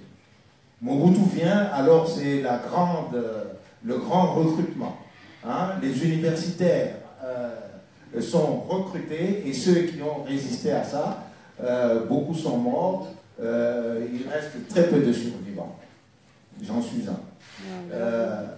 Et ensuite, bon, nous sommes dans le même système. Donc, en arrière-plan, vous avez les puissances extérieures qui ont des intérêts au Congo. Vous pensez que l'installation de Mobutu, ça a installé un système permanent? L'installation de Mobutu, pas en 65, depuis 60, à partir du moment où il était commandant en chef de la nouvelle armée congolaise, encadré par l'armée, par des officiers belges, et plus tard par des mercenaires qui auront passé par Tshombe et tout le reste, à partir de ce moment-là, il a été responsable d'un système qui n'est pas encore mort. Ouais. C'est ce que je voudrais souligner par là, par cette permanence de la présence de l'impérialisme, hein, l'impérialisme généralement occidental. Quand on a parlé, par exemple, des communistes et tout le reste, ça a été des prétextes. Le Congo n'a jamais été dominé par cela. Et ce livre montre très très bien l'interaction entre les Américains qui sous-traitent aux Belges. Et quand les Belges n'y arrivent plus, ils interviennent eux-mêmes. C'est ainsi que Mobutu a émergé comme l'homme fort qui devait garder le Congo en tant que tel. En 1964, au cours de laquelle d'ailleurs, bon, comme ça ne porte pas là-dessus, un certain nombre de militants de notre organisation de l'Union générale des étudiants congolais ont été expulsés le lendemain du jour où l'armée belge, avec ses mercenaires, a été parachutée à Kisangani. Ah oui. Avant de vous poser une dernière question et puis d'en venir au public, vous avez signalé la présence de Che Guevara et de soldats, de combattants cubains pour aider la rébellion au Congo. On n'en a pas parlé ce soir, il y a encore beaucoup de choses dont on aurait pu parler, mais c'est un chapitre extrêmement riche du bouquin. Che Guevara est allé au Congo de manière extrêmement discrète et déguisée, et personne, même apparemment la CIA, ne le savait. Et donc il a essayé d'aider la guérilla qui malheureusement avait des dirigeants pas à la hauteur, on peut le dire, et qui donc n'ont pas du tout saisi cette opportunité. Il n'a malheureusement pas rencontré la guérilla de Moulélé qui était de l'autre côté, et ils n'étaient pas en contact, ils étaient assez isolés, et on peut imaginer qu'est-ce que l'histoire serait devenue si ces deux-là s'étaient trouvés ensemble. Mais c'est un chapitre tout à fait palpitant. Le séjour de Che Guevara au Congo a été un fiasco total. Il le reconnaît, il fait un bilan autocritique, il analyse aussi les erreurs qu'il a faites en n'allant là pas préparé. Mais ce qui est intéressant, c'est qu'il va tirer toute une série de leçons, et Cuba va continuer à envoyer des combattants en solidarité qui vont jouer un rôle décisif pour empêcher les milices de mercenaires du même type qu'on a décrites, envoyées par l'Afrique du Sud avec le soutien des États-Unis et de l'Europe, pour casser les mouvements et les pays libérés de l'Angola et du Mozambique. Donc ça, c'est une histoire qui n'est pas du tout connue, mais dont il faudrait aussi parler. Et donc, en tirant les leçons de l'échec de Che Guevara au Congo, on va être capable de faire un mouvement cubain de solidarité qui va jouer un rôle très important. Quel est le pays que Mandela va aller visiter en tout premier lieu quand il aura été libéré? C'est Cuba. en disant vous nous avez aidés pendant que, je rappelle, les États-Unis considéraient jusqu'à la dernière minute Mandela comme un terroriste. Il était sur la liste des terroristes, ce qui relativise les étiquettes qui sont appliquées aujourd'hui par certains. Je reviens pour un dernier message, avant de prendre quelques questions, on ne pourra pas en prendre trop, mais voilà, du public. Un dernier message. Aujourd'hui, on fait quoi avec cette histoire? Qu'est-ce que les gens peuvent faire? D'abord, je parle avec, et pour ceux, les compatriotes, Suisse-Congolais et autres, pour leur dire, quand je parle de cette continuité à l'université, puisque nous sommes dans l'enceinte d'une université, nous sommes à l'université, on n'apprend pas nécessairement à gouverner un pays à l'université. Sinon, le Congo serait un pays, je ne sais pas, très avancé. Il a eu des ingénieurs, des chimistes, des docteurs qui se disent parfois docteur 3 fois, 4 fois, etc. Mais l'université, en tant que telle, a été, faute de connaissances, à l'origine de beaucoup de malheurs du Congo. Et la conscience politique en tant que telle, elle peut s'appuyer sur les connaissances qu'on a à l'université pour faire avancer les choses dans le monde, dans chaque pays et dans le monde. Ça, c'est ce que je dis aux jeunes Congolais et à quelques autres pour dire, allons chercher à l'université une des armes qu'il nous faut pour libérer nos pays et le monde. Voilà, ça c'est un des éléments, mais la question... C'est une bonne réponse à la question. Le savoir est une arme, je pense que c'est une très très belle conclusion. Je vous donne la parole pour, je le dis, un petit nombre de questions courtes. Oui, on va lever le bras, ceux qui souhaitent poser des questions. 1, 2, 3, on va prendre, et une quatrième, la réparation, on n'a pas oublié. Oui. Puisque je veux respecter le temps et être court, je ne parlerai pas de cette constellation qui consistait pour la Suisse à faire du commerce malgré les blocus de l'ONU, que ce soit à propos du Congo ou de l'Afrique du Sud. Et de l'autre côté, on a des merveilleux instituts d'études de développement qui savent à peu près tout ce qui se passe dans ces pays. Je ne parlerai pas non plus des affreux qui sont ces mercenaires français et autres. Il y en a qui ont eu des spécialités qui étaient dommageables au Congo. Alors je viens avec mes deux petites questions. Que reste-t-il de la pensée et du mouvement de Tshisekedi? Et la deuxième, c'est on parle de l'Église catholique contre Kabila au Congo, des évêques. Quel est leur impact, leur influence éventuelle? Je vais vous demander que les questions portent sur ce qui a été dit et qui est le thème de ce soir, parce que sinon je crains qu'il faille organiser une deuxième soirée et commander les croissants pour demain matin. Donc vous ne parlez pas d'église ni de Tshisekedi. Écoutez, il y a beaucoup de sujets passionnants à traiter. Je crois qu'on a choisi de parler de cette période-là, de ce qu'elle peut nous apprendre aujourd'hui. On note la question. Il y avait une dame ici qui demandait qu'est-ce qu'on peut faire de plus que s'excuser. Vous pouvez reformuler votre question. Je préfère qu'il y ait un micro. C'est-à-dire, il ne suffit pas il suffit pas que la Belgique demande de l'excuse comme ça. Pourquoi elle ne va pas sur place et aider donc le peuple? Voilà. Et puis en même temps, ce complot donc qui vient de la Belgique m'est familier parce que quand vous venez de décrire ça, ça me dit quelque chose en Libye et en Tunisie.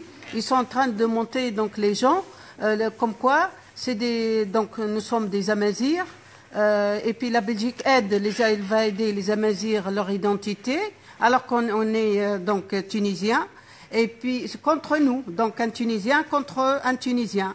C'est la même chose, je vais l'acheter le livre pour un peu, et je pense qu'il faut le vendre aussi. Cette commission d'enquête du Parlement belge qui a été installée après la publication de mon mandat avait le but de dédouaner la Belgique. À ce moment, Laurent Kabila était un nationaliste autodéclaré. Il prenait certaines mesures qui n'étaient pas très appréciées par l'Occident. Et la Belgique croyait qu'avec tout ce qui était dans le livre, il serait très difficile pour la Belgique pour venir sur le terrain centrafricain pour jouer un rôle diplomatique en insistant sur la démocratie, droits de l'homme, etc.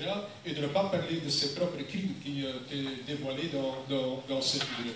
Et donc la réponse du Parlement était hypocrite. On parle d'une responsabilité morale de la Belgique. Et c'est quoi morale dans un assassinat? C'est quoi? Ça coûte pas cher. Ça coûte pas cher. Et en plus, on dit en tenant compte avec les normes morales d'aujourd'hui.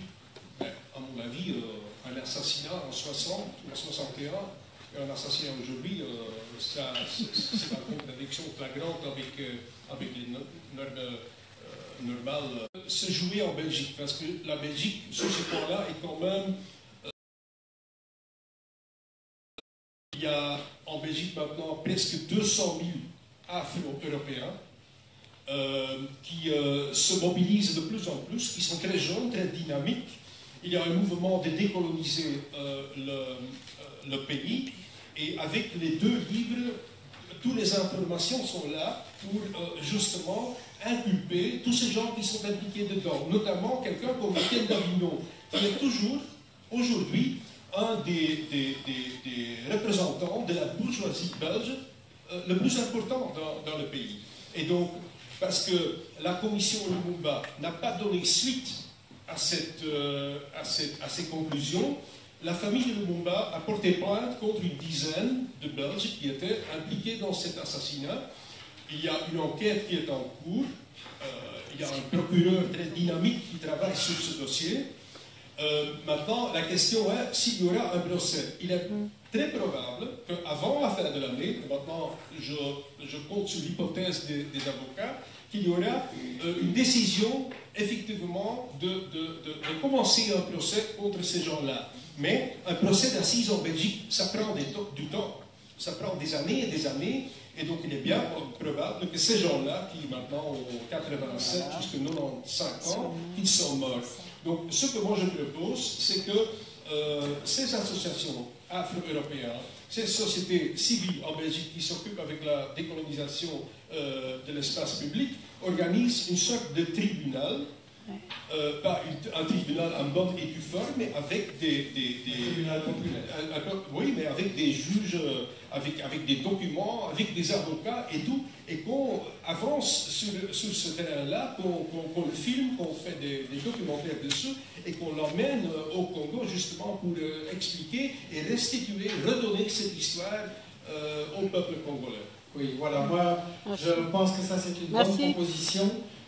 Quand j'écoutais tout ceci, j'étais en train de me dire, ça ne va pas, ce responsable d'Avignon dont on a parlé, il a 85 ans, il a encore tout son esprit, ça il n'y a pas de doute, c'est un criminel, il doit rendre des comptes. Donc je pense qu'il faut former, et je vous appelle à l'aide parce que ça va être du boulot, il faudrait former une commission d'enquête populaire pour juger ça, parce qu'effectivement un procès risque d'être mort avant que ce soit conclu.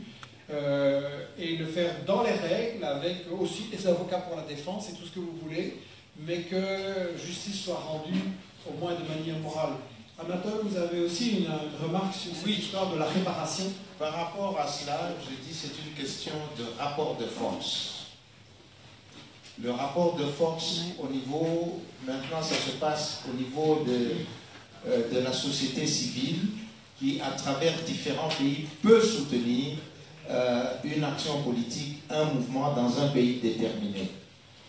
Les forces qui sont en action dans ce cas-ci ne se sont pas affaiblies. Mais par contre, le pouvoir des gouvernements au niveau des différents pays, et je ne parle pas que des pays africains, n'ont presque plus rien à dire face à des multinationales et face aux impérialismes globaux, si je peux me permettre ce mot. Donc, il faut tout reconstruire à la base. Certains diraient qu'il faut faire la révolution. Mais la révolution, ce ne sont pas que des mots, ce sont des actions sur le terrain où les gens construisent le pouvoir du peuple. Et quand on a ce pouvoir, quand on a pu asseoir ce pouvoir, Je ne rêve pas, ce n'est pas demain la veille. Quand on aura réussi à faire cela, on négocie en position de force. On ne demande pas la permission de disposer de ces richesses. On prend ces richesses et on négocie en position de force avec les autres. Mais il faut avoir tous les éléments du pouvoir. Et pour cela, il y a des codes qui existent. Des pays les ont,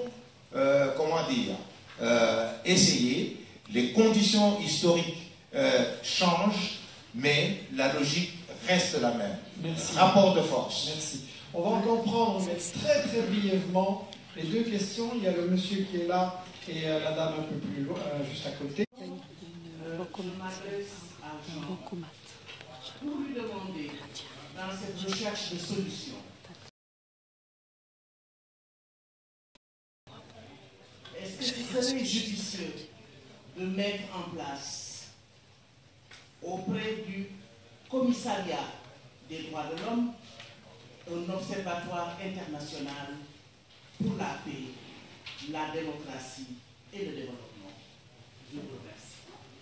Oui, alors c'est une très bonne question. Le Conseil des droits de l'homme est la troisième instance la plus importante des Nations Unies, Assemblée générale, Parlement, Conseil de sécurité exécutif, et puis les 47 États qui forment le Conseil des droits de l'homme qui doivent vérifier si les 193 États membres des Nations Unies appliquent la Déclaration universelle des droits de l'homme.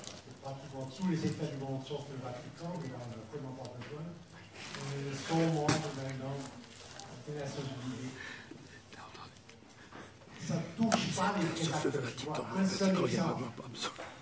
Nous, le combat qui est devant nous, il y a une initiative sur laquelle on va voter. Vous savez qu'en Suisse, quand 100 000 citoyens demandent que l'article constitutionnel soit introduit, retiré ou modifié, il y a une votation populaire. Or, les mouvements anti-impérialistes, les mouvements de solidarité internationale, ont fait une initiative qui va être votée maintenant et qui est combattue violemment par le grand capital pour qu'on soumette au droit de l'homme, au contrôle du droit de l'homme, des sociétés transcontinentales à l'œuvre, notamment au Congo, mais ailleurs aussi. Que si quelqu'un, que des syndicats congolais, des ouvriers congolais, puissent porter plainte à Zou contre Glencore, que Glencore puisse être condamné à rembourser, à faire des dommages et intérêts, et puisse être condamné pour tel crime commis au Congo maintenant. Or, c'est vraiment le moment de se mobiliser, parce que ça va être très très difficile d'avoir une votation populaire victorieuse avec les millions et les millions et les millions qui sont mobilisés par les adversaires contre nous, au nom de la liberté du marché. Ben voilà.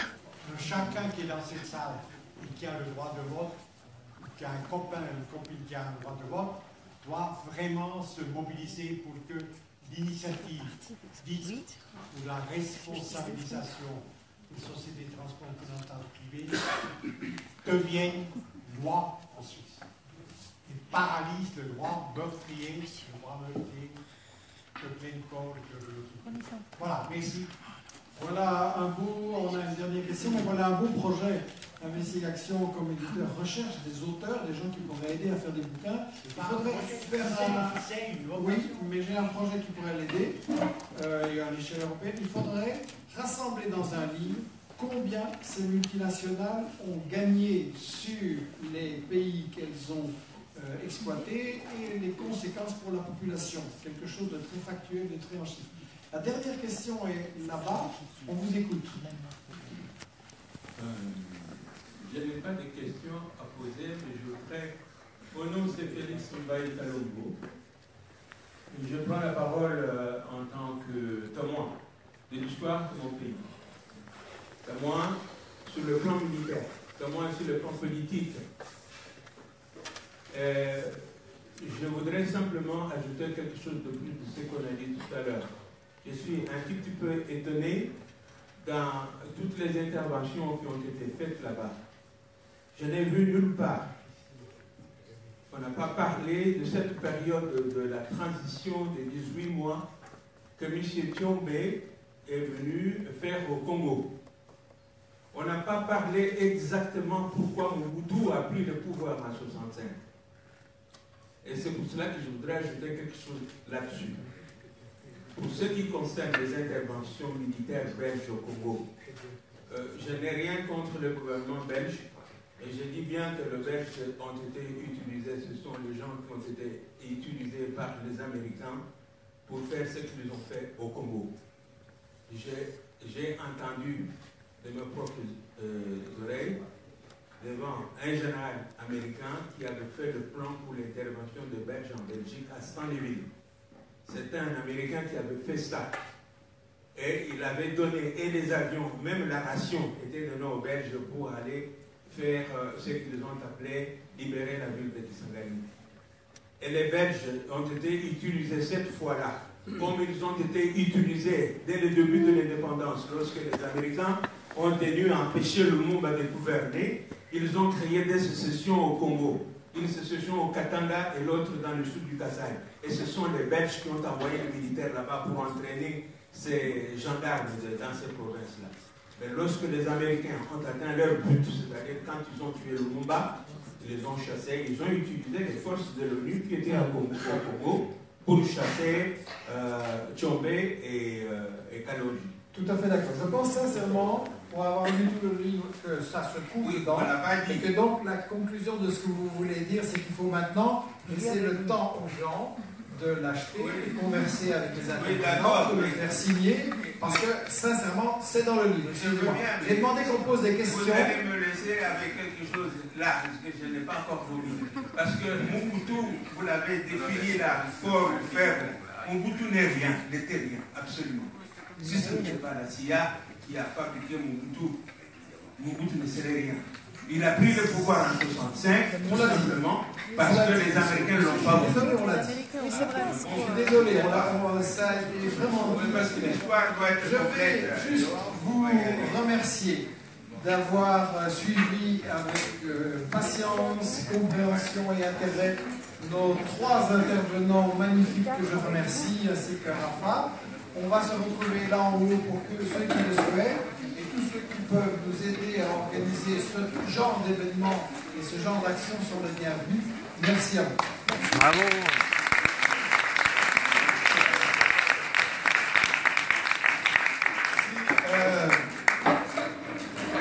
Je participe à cette soirée en tant que président de l'Université populaire africaine à Genève. Je voudrais vous signaler que l'Université populaire africaine, grâce à des jeunes talents qu'il a en son sein, a produit un documentaire sur l'histoire du Congo. Un certain nombre d'éléments qui sont dans ce livre se retrouvent.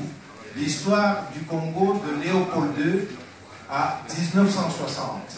C'est un documentaire qui est sélectionné déjà pour le prochain festival de Cannes du cinéma africain ou quelque chose comme ça. Et d'ici 2 mois, après le festival de Cannes, il pourra être à disposition ici. Donc,